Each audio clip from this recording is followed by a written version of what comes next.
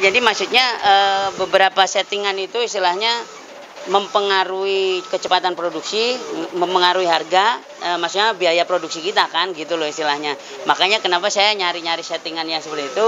Dan memang ya kita nggak bisa referensinya harus mesin ini ya Pak, nggak bisa kita mereferensi ke mesin kecil karena itu udah beda lagi. Karena nanti mesin kecil ada settingannya sendiri, ada ininya sendiri. Nah kalau kita bicara speed, maksudnya lat format yang untuk gede gitu istilahnya, konsep saya itu dari awal pertamanya kita ngikutin yang putihnya harus tebel gitu istilahnya. Nah ternyata itu boros, putih boros sekali, terus lambat karena kan kita harus ngeprint 3 kali. Color white gitu kan. Nah karena lambat kan ya produksi nggak bisa cepet. Terus akhirnya saya rubah gitu istilahnya dengan menaikkan warna gitu kan.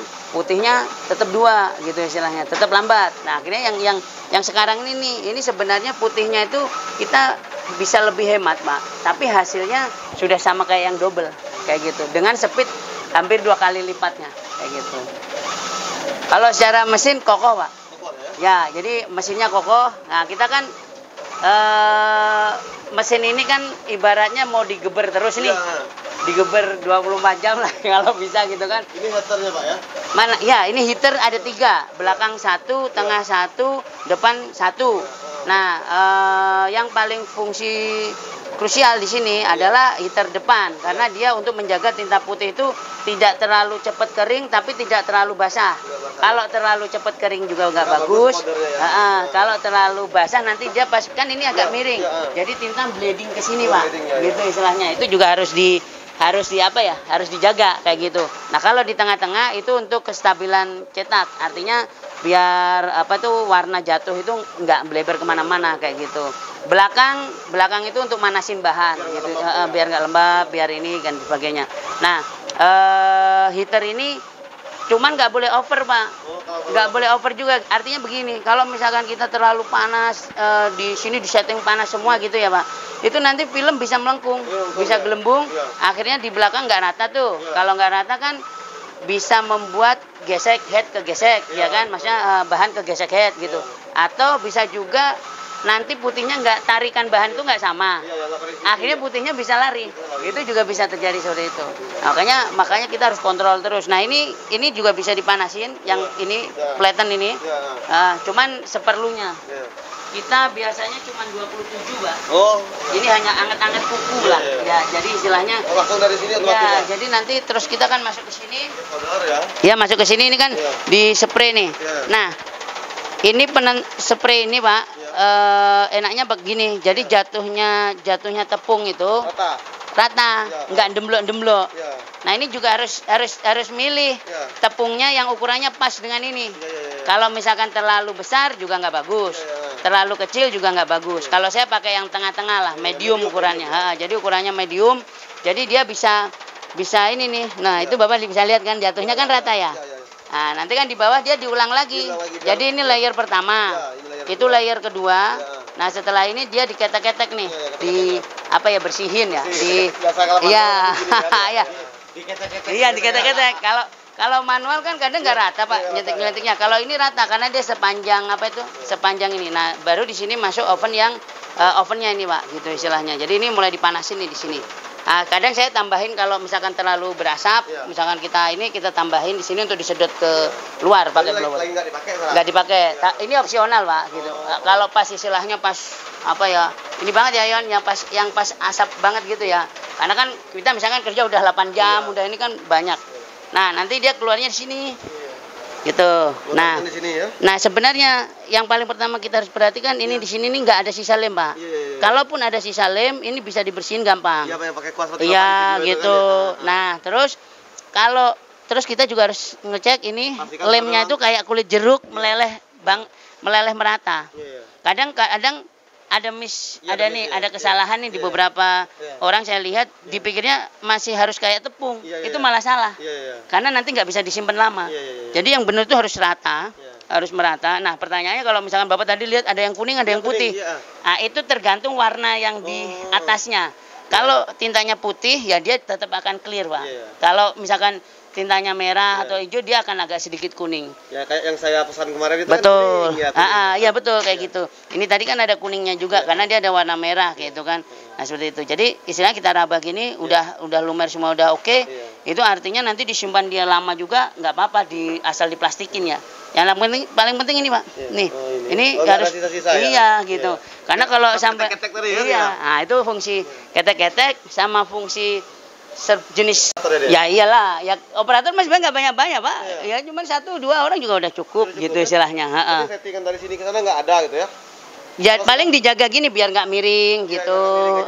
Terus apa itu, misalkan ini juga dicek tarikannya udah jalan atau enggak. Nah yang paling penting di sini juga, maksudnya kita kan nanti filmnya, nah ini fungsi memilih film Pak, memilih film yang bagus itu berpengaruh di sini. Kalau filmnya nggak bagus, yang gampang kena panas, gampang gelembung, suka bisa macet di sini, lengket. Jadi lengket, dia nggak mau jalan, kan karena namanya di sini ada tepung, bisa aja dia kan kena tepung. Nah lemnya lengket di sini, sehingga ditarik itu nggak apa ya, nggak mau dia. Nah itu dulu awal-awal kita sempat ngalamin kayak gitu, tapi setelah kita udah ini faktor film nih gitu istilahnya, jadi udah kita atasin. Nah ini tombol-tombolnya untuk ngatur ini suhu ini, terus ini yang suhu depan kayak gitu.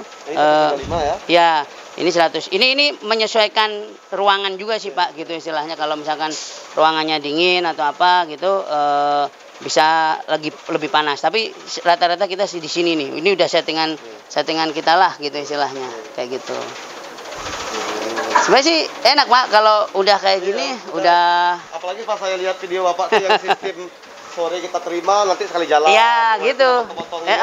Kayak ini kan kita kan misalkan dia lagi ngeprint nih, kita sudah ngerip nyiapin yang lain juga, jadi nanti tinggal ini. Nah ini softwarenya udah kita pakai WhatsApp. Saya sih lebih senang pakai WhatsApp Pak, karena kalau untuk settingannya memang dia ya programnya inilah ya, bagus lah ya gitu. Softwarenya kan? Ya berbayar, ya walaupun ada yang nggak berbayar sebenarnya, cuman sayang kan kita bisa update gitu juga kayak gitu. Kalau untuk pembelian pertama dia berbayar apa enggak Pak? Setahun gratis. Setahun gratis. Ya setahun, ya itu nanti Bapak bisa opsi mau lanjut berarti bayar per bulan. Kalau misalkan mau ganti yang nggak pengen berbayar ya ada sih, di pilihannya juga ada. Dari Binterjetnya juga nyediain kayak gitu. Kita kayak internet lah ya, atau telepon gitu istilahnya. Tapi menurut saya kalau itu worth it lah. Kalau ibaratnya kaos itu kan kita selalu butuh warna terbaru, ininya terbaru gitu. Ya. Pakai dari TG di sana kan? Iya. Ini memang tertarik ini, banyak hematnya, jadi hemat tenaga kerja, bisa produksi besar. Oh jelas Pak, kalau kita kan biasanya awalnya juga dari printable. Jadi kalau dari printable kan kita lama ngating, lama ini dan sebagainya. Dan ini memang masih berkembang terus Pak. Artinya dalam artian nanti dari warna, dari ini bisa diupdate gitu istilahnya. Contohnya ini sekarang dua nih Pak. Sekarang dua head ya. Nanti mau diupdate 3 head juga bisa. Jadi misalkan Bapak udah ada rezeki lagi gitu kan, mau upgrade bisa. Ini yang Epson i3 bro? Epson i3200. Ya, jadi dari Epson ya? kalau headnya gitu. Jadi itu memang yang resmi i3200, dia lebih lembut, lebih speednya juga lebih kencang gitu. Nah ini so far selama saya pakai ini yang paling tinta putih itu aman gitu kan istilahnya. Malah ini secara tinta warna juga relatif aman, tapi saya tetap masih minta ke Binterjet untuk dicarikan lagi tinta yang kualitasnya lebih ngejreng lagi ini. Nah itu makanya bagian dari develop Pak. Jadi nantinya kita nggak berhenti di sini aja. Karena kan kalau ya namanya printer, semua printer sih kita begitu. Kalau istilahnya ya apalagi mesin-mesin Cina yang ibaratnya tintanya itu tidak langsung dari pabrik kan gitu. Beda dengan mesin-mesin Jepang kan udah ini tinta plek. Nah bedanya di sana. Jadi kalau masih ada miss kurang presisi, misalnya dikit di pinggir, biasanya apa itu Pak? Di shopper, apa di desain apa? Biasanya padnya kurang presisi gitu. Nah itu sebenarnya kalau kita sudah dengan WhatsApp, itu sebenarnya biasanya itu karena faktor settingan. Jadi di WhatsApp-nya sendiri itu udah otomatis. Jadi kalau Bapak nentuin spot color itu udah nggak usah ribet-ribet, asal udah transparan si WhatsApp itu udah otomatis gitu. Cuman memang ya seperti yang saya bilang tadi, misalkan bahan ketarik dia jadi nggak pas, atau atau settingan heaternya itu putihnya misalkan terlalu melebar sehingga dia pas ini agak miring seperti itu. Ya balik lagi ke settingan mesin juga bisa, misalkan nilai X sama Y-nya kan harus harus pas. Nah, makanya biasanya sih kita tetap kalibrasi Pak, artinya misalkan ya seminggu sekali dicek lagi, ini lagi gitu. Nah, dan yang paling penting yaitu tadi Pak, settingan putih itu nggak boleh ketebelan. Artinya kalau Bapak semakin tebal putih, kan dia tinggi tuh tintanya, yaitu goyang. Nah, kan ini jalan kan, jadi dia bisa. Nah itu tadi biasanya miring ke depan, kayak gitu. Makanya nanti ini settingan lah semuanya ya. Iya kayak gitu. Jadi artinya memang namanya sablon ya, mau manual mau digital tetap ada seperti itu. Tapi ya kadang sih kita jelasin ke konsumen 100% nggak mungkin, kita kadang nggak bisa ya 100% gitu. Makanya kalau saya bilang jalurnya itu udah dari konsep desain, orang harus ngerti. Ketika dia mau nyablon kaos itu harusnya konsepnya seperti ini gitu. Tapi kalau seandainya Bapak ada order ini kan? Ya. Misalnya ordernya ada yang vektor, ada yang raster, apa sekalian semuanya sekaligus dimasukin enggak? Sekalian, kalau itu nggak ada masalah, bisa. Iya sama gitu. Nah apa tuh nggak usah bingung, langsung aja kayak gitu. Satu kali input itu berapa maksimal, berapa meter panjang? Boleh bisa masuk. Kalau komputernya bagus, ya sampai 3 meter juga nggak apa-apa. Cuman kan kita tetap resiko Pak. Kita kan tetap resiko. Nak. Jadi kita kalau saya tetap ambil aman itu semeter aja, kayak gitu ya. Semeter nanti kan dia kan berhenti, kita tinggal klik lagi gitu. Jadi juga bisa istirahat. Iya, istilahnya kan kita ngecek dulu ini dulu, daripada misalkan kita langsung geber gitu kan, kalau ada apa-apa kan susah gitu istilahnya. Itu termasuk manajemen kerja. Jadi istilahnya apa? Termasuk manajemen kerja lah gitu istilahnya. Kami memang kalau nggak lihat langsung susah Pak. Iya. Ada ya. Iya, Medan udah. Medan kemarin baru ya Adil Grafiknya baru sampai sana nih gitu. Jadi untuk di Jambi belum ada ya? Belum. Itu kalau yang langsung datang ke sini itu siapa? Banyak. Yang dari Jambi khususnya. Oh ya nggak ada kalau Jambi nggak ada. Belum ada ya. Langsung belajar sama guru. Ya. Iya, langsung sama suhunya. Dunia digital. Ada. Saya semua follow dari Instagram. Oh gitu ya Pak. Terima kasih Pak. Iya. Motor ya, jadi hobi dagang. Oh iya. Iya jadi memang ini kalau ya hampir semua sih ke sini lihat, tapi kalau yang dari Jambi belum. Bapak yang pertama gitu istilahnya. Mudah-mudahan bisa bawa yang secepatnya ya. Amin. Kalau inden berapa lama biasanya Pak?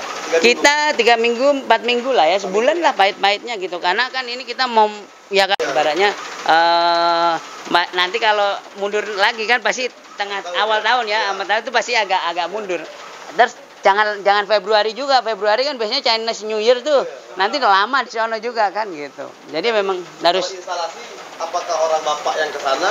Kalau instalasi Binterjet ke sana Pak. Timnya, tapi nanti kalau Bapak untuk training ininya di kesini tetepan gitu ya. Jadi biar tidak membebani biaya ke Bapak juga kan gitu istilahnya. Kita satu settingan lah. Iya, kayak gitu. Jadi tapi yang paling penting juga Pak, istilahnya tim dari Binterjet juga yang penting ada tim viewers ya. Sekarang kan udah ada tim viewer, jadi nggak usah harus selalu datang gitu. Nah, Bapak tinggal sediakan satu operator yang cukup ngerti gitu kan, kayak bersihin head ini gitu. Istilahnya sih udah insya Allah aman kayak gitu. Sekarang kan ya zamannya tim viewer bisa ini juga bisa klik aja kayak gitu. Sudah ada 1 bulan ini lebih. Ini 2 bulan. 2 bulan sudah pernah nggak head yang putih? Belum. Kalau putih malah nggak pernah. Yang warna yang putih. Iya, yang warna itu beberapa biru ya, gitu. Biru itu beberapa kotor karena memang hampir cetakan kita itu biru Pak. Biru banyak. Iya, dihajar biru terus gitu. Jadi istilahnya nggak tahu ya kalau di Rolita tuh mau yang mesin ini semuanya rata-rata biru. Saya nggak heran juga kayak biru Yamaha itu biru ini tuh. Nah, dia memang ada beberapa bolong gitu kan, tapi kita bersihin, kita ini jalan lagi dan sebagainya. Cuman saya sendiri tetap sudah minta ke Pak Hadi gitu kan untuk coba tintanya kita mungkin perlu tinta yang lebih ngejreng lagi ini lah untuk update-nya lagi nanti gitu. Jadi kalau head itu rusak harus satu tinggal aja. Iya, dia kan satu blok Pak. Istilahnya kan dia satu blok seperti ini kan.